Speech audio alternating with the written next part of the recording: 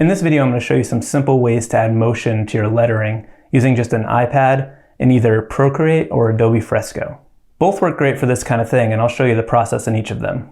Even though I've created animations for clients like Adidas and even Cartoon Network, I don't consider myself an animator. Even though I technically animate on a somewhat regular basis, the idea of animation sort of stresses me out. It just conjures up ideas of complicated animation software that I don't know or understand, stuff that I thought I had to learn at one point and really got stressed out trying to learn it and hated it and realized it wasn't fun. And I don't like to do things that aren't fun. I never actively set out to learn animation or even imagine taking on animation projects or having that be part of my portfolio, but it was more a result of me just sort of experimenting and playing around. The first time I even had the idea to try to experiment with any sort of animation was a result of a sort of software quirk. If you're a Mac user, you may have experienced the same thing. You find a funny GIF on the internet and you want to download that GIF for whatever reason. You download it and then you double click on the file and then it opens up in preview. Preview for some reason doesn't display GIFs. Instead, it shows you the first image and then just thumbnails of all the different frames. Prior to this experience, I knew that you could make GIFs in Photoshop. I had made some stupid ones where just, maybe some text pops up on the image. I had never really seen animation in this way. Like, I knew about frame by frame animation, I had seen books on it, and I had seen videos about animation and like all these different frames. But when you see that in regard to like a full-on animation or like a movie, there's tons and tons of frames. But GIFs are a little bit more crude, and seeing movement happen among a relatively small amount of frames made me think, oh, you really don't need to show that much to have something look believable. Seeing that it didn't take countless frames to just show a little bit of movement inspired me to try to experiment and make things move a little bit. In the demonstrations I'm going to show you in this video, we're just going to do some simple things just to get the feel for frame by frame animation without it feeling overwhelming. These will all be very simple, very approachable, and pretty exciting because you'll have something that's animated and you'll start to think, hey, maybe I can animate even more complicated things. The first thing I'm going to show you how to do is give your lettering that old school cartoon animation look where it's sort of wiggly and vibraty. It's actually a really simple thing to do. All you're going to do is take your lettering treatment, or I guess anything that you wanted to use. You're just going to trace it 2 times so that you have 3 images. For this first demonstration, I'm going to use Adobe Fresco. So all you're going to do is click here on the bottom right and you'll see this little animation button. And what this does is it converts your layer to an animation timeline, which sounds complicated, but it's not. So all we're going to do is hit this plus down here on our new little timeline thing, and you'll see that it's blank, there's nothing there. All we have to do is go into settings and then turn on our onion skins, and you'll see that we now have a lighter version of our drawing. Onion skins make your previous frame or drawing somewhat transparent so that you can see them and draw over them so that you know where you're starting from and where you're going. So since we're just tracing this 3 times, all I'm going to do is trace this here. So I'm just going to start going over this. When you're doing this kind of thing, you don't want to try to force it to be different so that it vibrates. You can just trace it, relatively close, and it's going to naturally have that vibration look. If you try to make it a little too, if you try intentionally to make it vibrate, it's going to look dramatic and not have a natural vibration to it. Just the imperfections of drawing it multiple times is going to give you that result.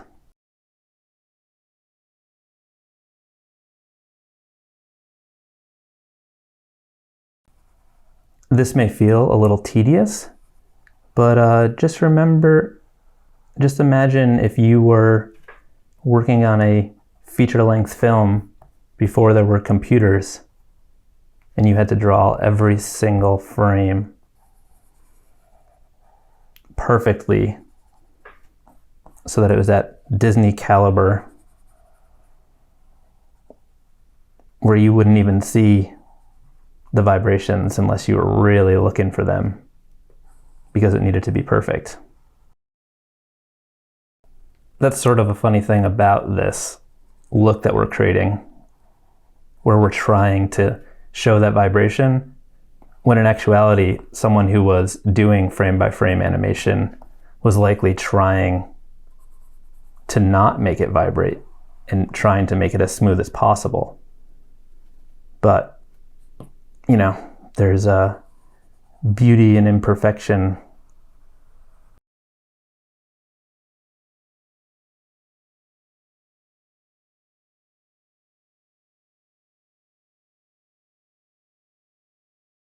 All right, so now we've got 2 frames, and you can actually just slide in between them to preview them. You'll notice when we have 2, it just sort of looks like it's flashing back and forth. That's why you want to do 3. So when we have 3, we'll have a nice smooth vibration. So let me draw another frame and then I'll show you what I'm talking about. All right, so I got my 3 frames drawn here. What I'm going to do now is go into settings, and I'm going to change my frames per second to about 10 or 12. That will give you sort of a natural vibration. Traditional animation is 12 frames per second, but 10 will give you a little more exaggerated look if that's what you're going after.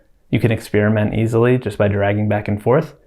Mine's already set to 10 because I was using that previously. So I'm going to go ahead and just go to play all, and you'll see we've got that nice fun vibration look going on here.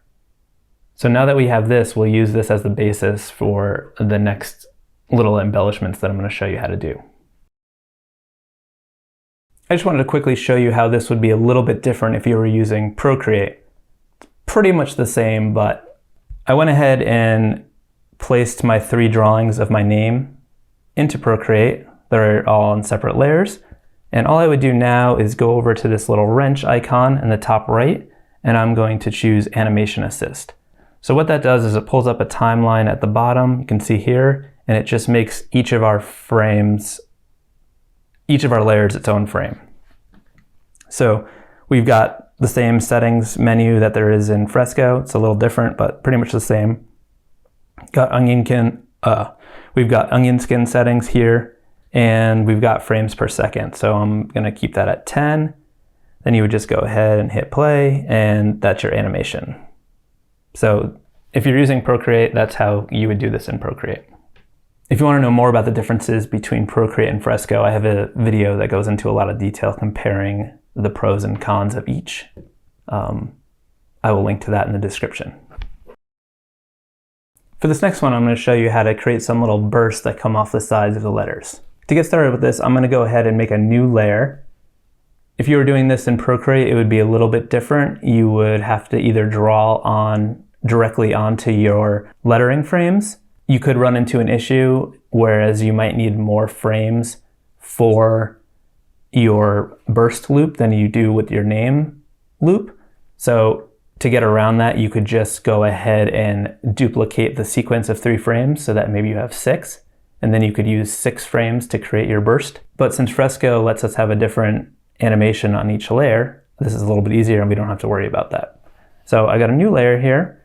We want this to start just subtly so it doesn't look like it just appears on our drawing. So I'm going to do 3 little dots on each side. I need to glue my iPad down or something, or get a sticky mat. Okay, so we've got 3 little dots on each side, and I'm going to go ahead and hit plus to add a new frame, and I'm going to zoom in over here, and I'm going to start to bring this little burst out. So I'm just making it look like a projectile, if you will.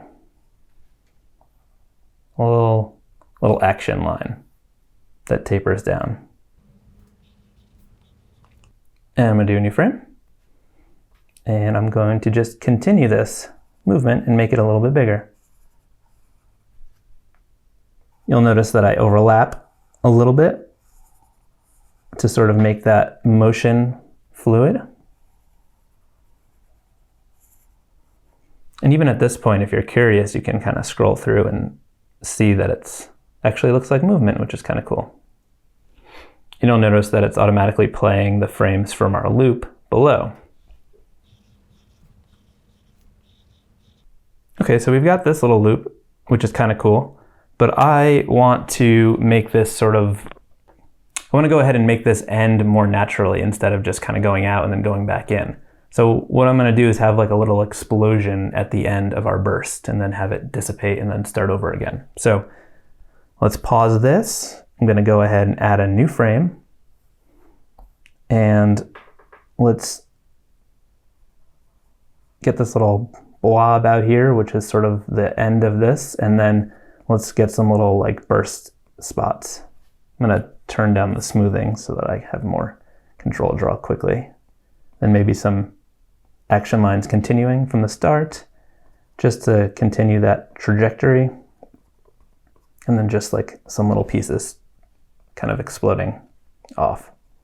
Almost like a firework. But I hate fireworks because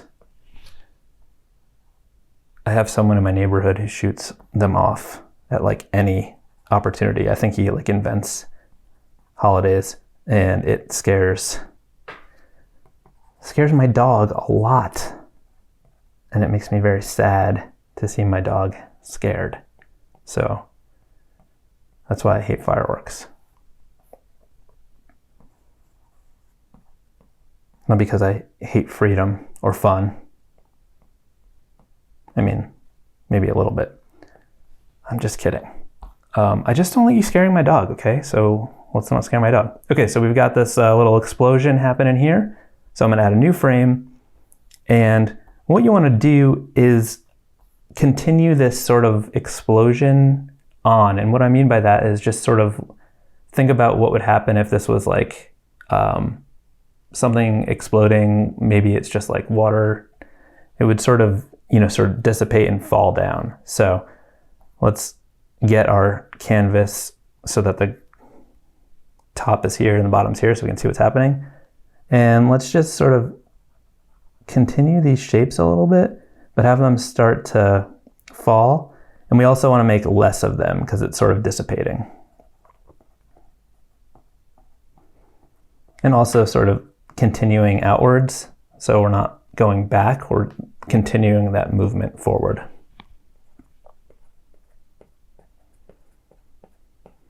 And you don't have to be too particular about this. This is just going to be a split second. So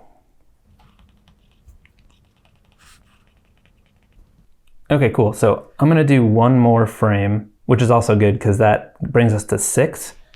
And the reason why 6 is good is because we have 3 frames of our name loop. So with 6, it's just going to play through twice. If we ended at 5, it wouldn't play through the full sequence twice. So for this last frame, I'm just going to dissipate this even more and have them falling even lower to the ground. And because I know this is the last of the sequence, I'm going to make these intentionally pretty small.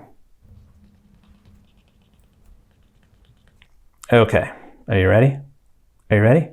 Okay, let's hit play. Look at that. Isn't that fun? Little fireworks coming off of our name. It's so special. That was easy, right? All right, let's do another one. Okay, for this one, I'm going to do like a wiggly little border around the outside of our letters. So I'm going to go ahead and make a new frame, just like we did before. Let's choose yellow. You can choose whatever color you want. I'm just using yellow because, I don't know, lightning bolt vibe. All right, so what I'm going to do here is I am just going to trace around the outside of my name in a shaky line, sort of giving that electric vibe. Boogie, woogie, woogie. That was an electric slide joke, if you missed it. If you're having trouble doing a line like this, just drink too much coffee because my hand is shaky right now. And I think it's because I had too much coffee. I don't know if you can see the shake going on there. Also, this glove, people ask about the glove a lot. This glove just enables my hand to slide smooth across the screen. Look at that.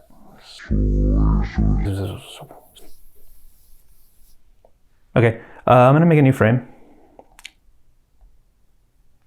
And I'm gonna do the same thing. Just like we did with our name where we traced it 3 times, I'm gonna trace this lightning line 3 times. And I'm going a little more wild and less close than I would have when I did my name, because I want this to look like an electric-y line, so I want it to vibrate even more. And also it's a thin line and it's yellow, so it's not, it won't be as distracting if it's like super vibraty.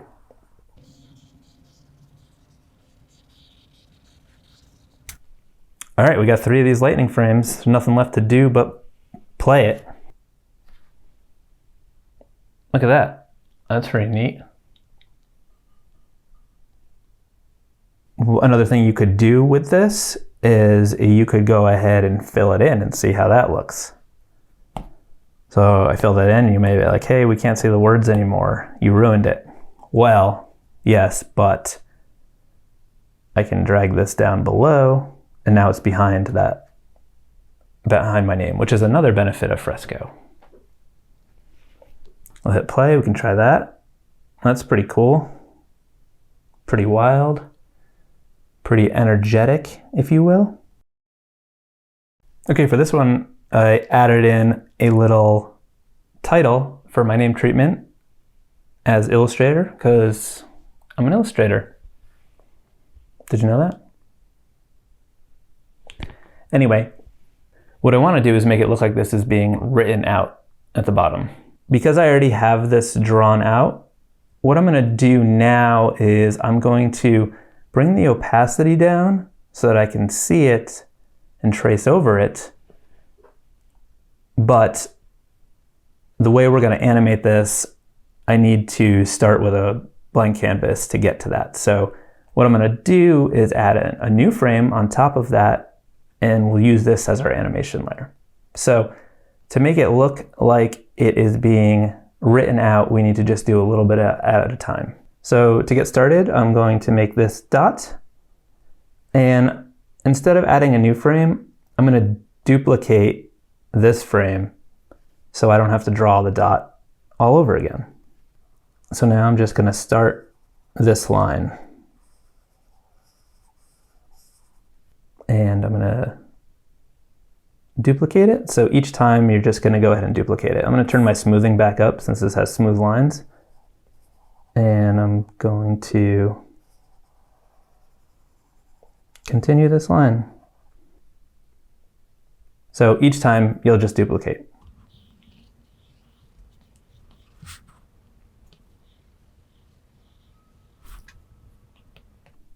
So you're just going a little bit at a time, just trying to get a natural movement. I find that if you have something that loops over itself like this, that may be ending before that, might be helpful because you'll follow that line all the way through. Whereas if you're here and then you continue all the way over here, it might just look like this circle or this area of the L appears. So for the same reason I said you don't want to go all the way through a loop in one frame, when you have something that goes up and then comes down, you would want to have a separate frame for that movement, because you think about how you would write, you would go up and then come down. If you did both of these in one frame, it would just look like that appears. It wouldn't look like it goes up and then down, if that makes sense. So same thing over here. We can go all the way up to the top here, but we wouldn't go down the line.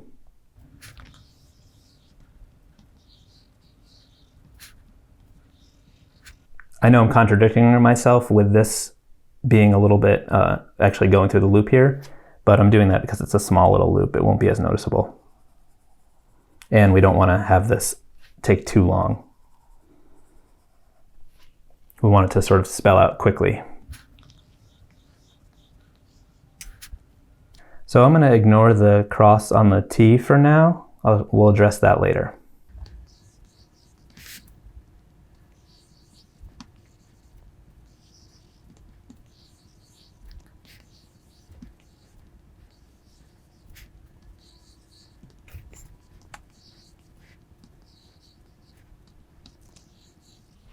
Okay, so we got the main structure done, and I'll show you a fun little trick that I like to do when I have something like a crossbar that wouldn't naturally sort of go with the flow of your drawing. So what we're going to do now is let's duplicate this frame so that we don't have to redraw it. And what I'm going to do here is I'm going to make a line that looks like it's coming off the end of this and going into this spot. So let's just sort of make a little, almost like what we did with the burst, where we have this sort of motion line coming off and shooting up. So I didn't duplicate that because we don't want to keep that in the frame. So I'm actually going to duplicate this again so that I don't have to erase anything. Because I'm going to continue this line a little bit back to make that movement a little bit more natural.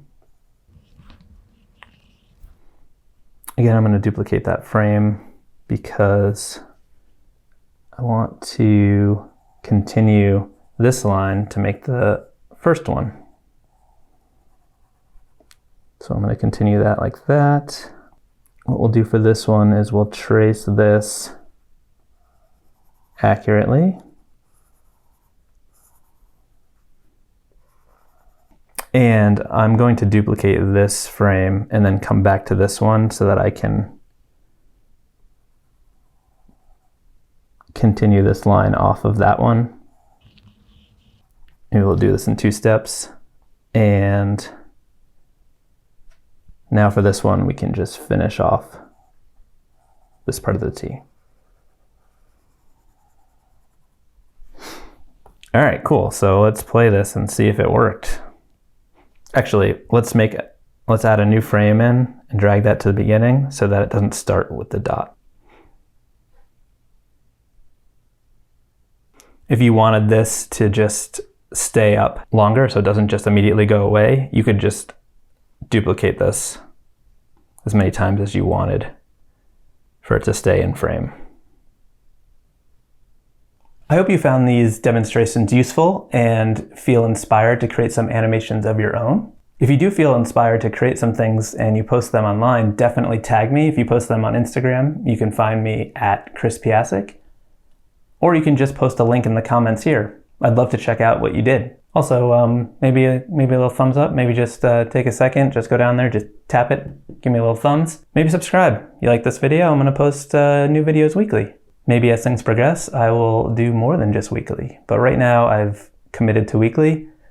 And if you know anything about me, you know that I'm a committer. In 2007, I committed to posting a new drawing online every day. And I did that for 14 years. So I'm in for the long haul.